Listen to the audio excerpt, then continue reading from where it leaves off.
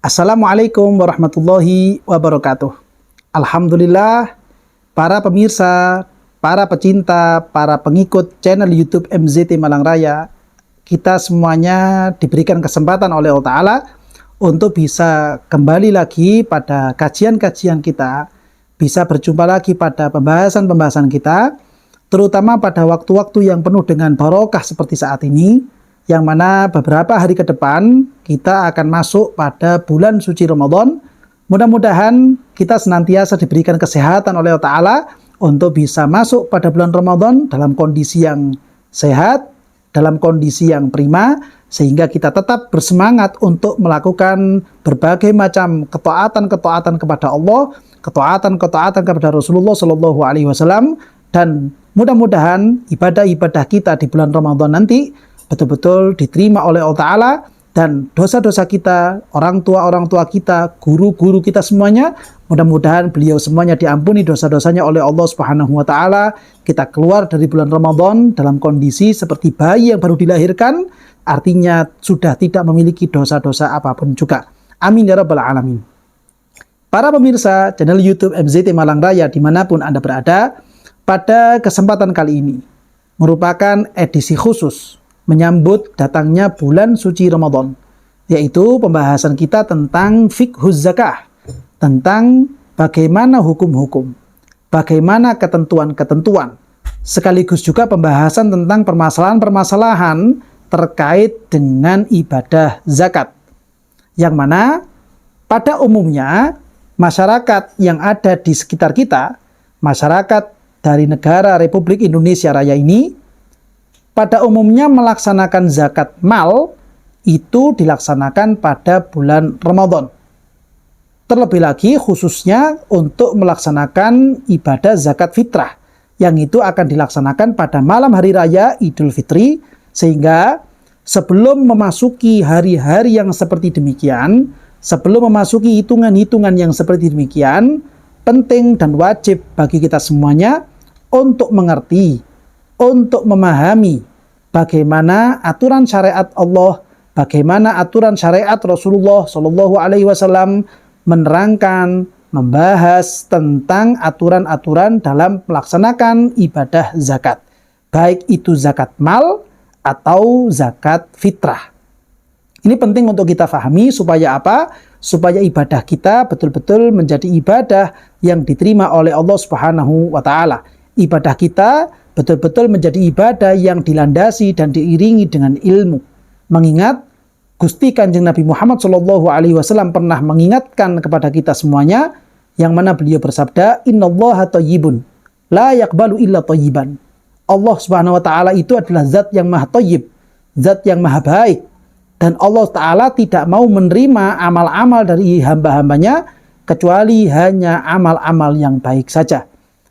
Dalam kaitannya dengan ibadah, ibadah yang baik adalah ibadah yang disertai dengan ilmu, disertai dengan pemahaman-pemahaman syariat yang mapan. Inilah ibadah-ibadah yang akan diterima oleh Allah Subhanahu wa Ta'ala. Ketika ibadah ini dilaksanakan tanpa ilmu, maka sangat dikhawatirkan ibadah ini tidak akan diterima oleh Allah Subhanahu wa Ta'ala. Na'udzubillahi min dzalik. Oleh karena itu, pembahasan kita pada edisi khusus ini kita fokuskan pada pembahasan tentang fiqhuz zakah, fikih tentang zakat. Sebelum lebih lanjut memasuki kajian kita pada fikih masalah zakat ini, perlu kami sampaikan bahwa kajian kita tentang masalah zakat, saya fokuskan kepada pembahasan-pembahasan, penyampaian-penyampaian yang ada di dalam kitab Umdatus Salik.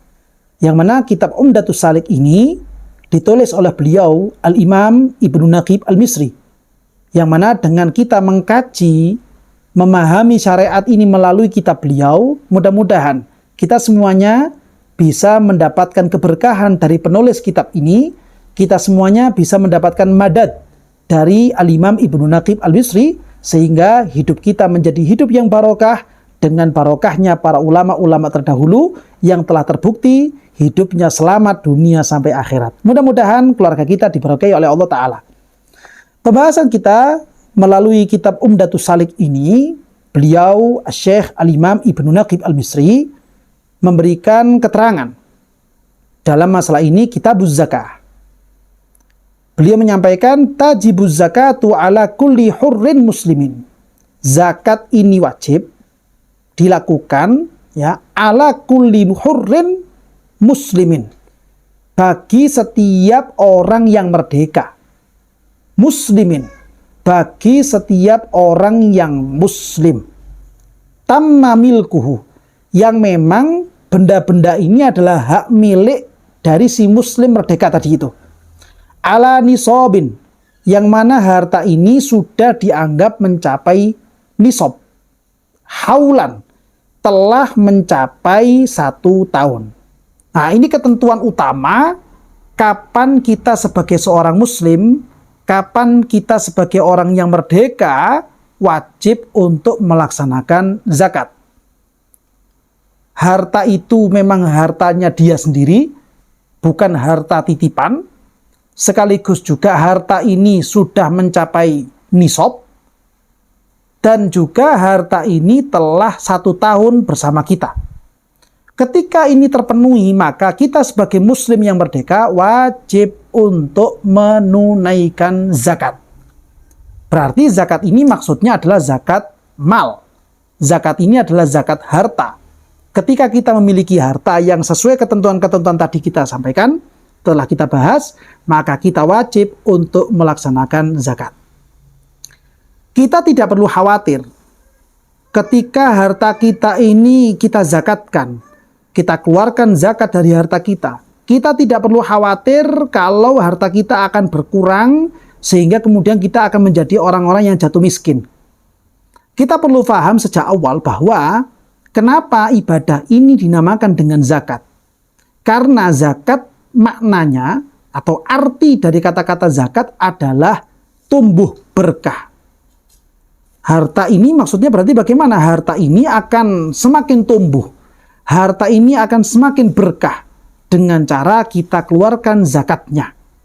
Ketika kita mengeluarkan zakat, ketika kita menunaikan zakat, maka semakin kita berzakat, harta yang kita miliki ini akan menjadi harta yang barokah, harta yang semakin melimpah ruah karena kita telah mengeluarkan zakatnya. Justru sebaliknya, ketika ada orang yang dia itu diberikan kekayaan oleh Allah Ta'ala, hartanya telah mencapai nisab bahkan lebih daripada itu, berlipat-lipat ganda dari nisabnya. Hartanya sudah 1 tahun atau bahkan lebih bersama dengan dia. Lalu kemudian dia tidak menunaikan zakat. Dia tidak melaksanakan kewajiban zakat mal dari hartanya. Maka justru kondisi yang seperti ini akan menghabiskan, meluluh lantakkan keberkahan-keberkahan yang ada pada dunianya. Kondisi ini akan menyebabkan dia menjadi kehilangan keberkahan-keberkahan dalam penghasilannya. Kondisi ini akan menyebabkan hilangnya semua bentuk keberkahan dari harta bendanya. Harta benda itu ketika tidak barokah, harta benda ini duniawi yang kita miliki, materi-materi yang kita miliki ketika tidak barokah, harta ini akan mudah untuk diajak atau dipakai untuk bermaksiat kepada Allah Subhanahu wa Ta'ala. Harta ini akan sulit, harta ini akan berat jika seandainya dipakai untuk beribadah, melakukan taat kepada Allah, taat kepada Rasulullah Shallallahu Alaihi Wasallam. Ini merupakan tanda bahwa harta tersebut telah kehilangan keberkahannya. Harta yang barokah adalah harta semakin kita punya, semakin kita memiliki. Harta ini akan semakin mudah mengantarkan kita untuk semakin beribadah dan taat kepada Allah Subhanahu wa Ta'ala. Ketika kita memiliki harta, kita semakin jauh dari perbuatan maksiat. Hati kita semakin tenang untuk bertaat kepada Allah. Hati kita semakin tenang untuk taat kepada Rasulullah Shallallahu Alaihi Wasallam. Ini merupakan tanda bahwa harta tersebut merupakan harta-harta yang barokah. Sehingga kita perlu berpikir, merencanakan bagaimana caranya harta yang kita punya ini menjadi harta-harta yang barokah. Baik harta itu sedikit atau bahkan harta ini menjadi banyak.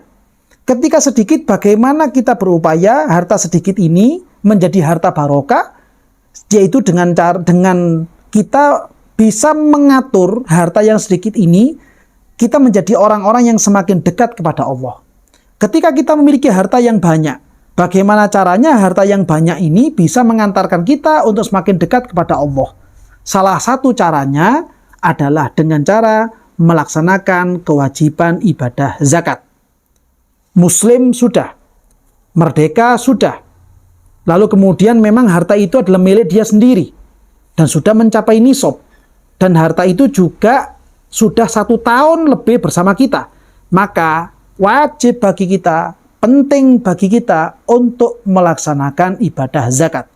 Sehingga ketika kita telah paham dengan ini semuanya, kita melaksanakan zakat itu bukan sekedar melaksanakan kewajiban, tapi kita melaksanakan zakat karena memang kita butuh dengan zakat itu sendiri.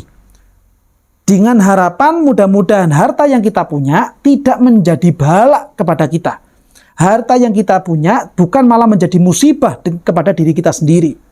Harta yang kita punya bukan malah menjadi penyakit dalam kehidupan kita sendiri. Justru harta yang kita punya ini menjadi harta-harta yang bisa menyelamatkan kita dunia sampai kita nanti di alam akhirat.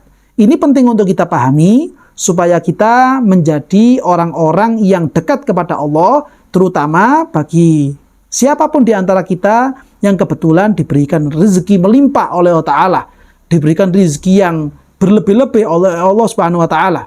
Mudah-mudahan harta kita atau apapun yang kita punya betul-betul bisa mengantarkan kita untuk semakin taat kepada Allah dan semakin taat kepada Rasulullah Shallallahu Alaihi Wasallam. Dengan salah satu caranya kita melaksanakan ibadah zakat.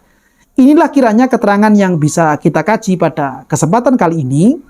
Barangkali mungkin ada keterangan-keterangan yang kurang jelas atau mungkin ada pertanyaan-pertanyaan susulan, maka bisa Anda sampaikan melalui kolom komentar atau melalui nomor admin yang telah tertera pada layar YouTube Anda.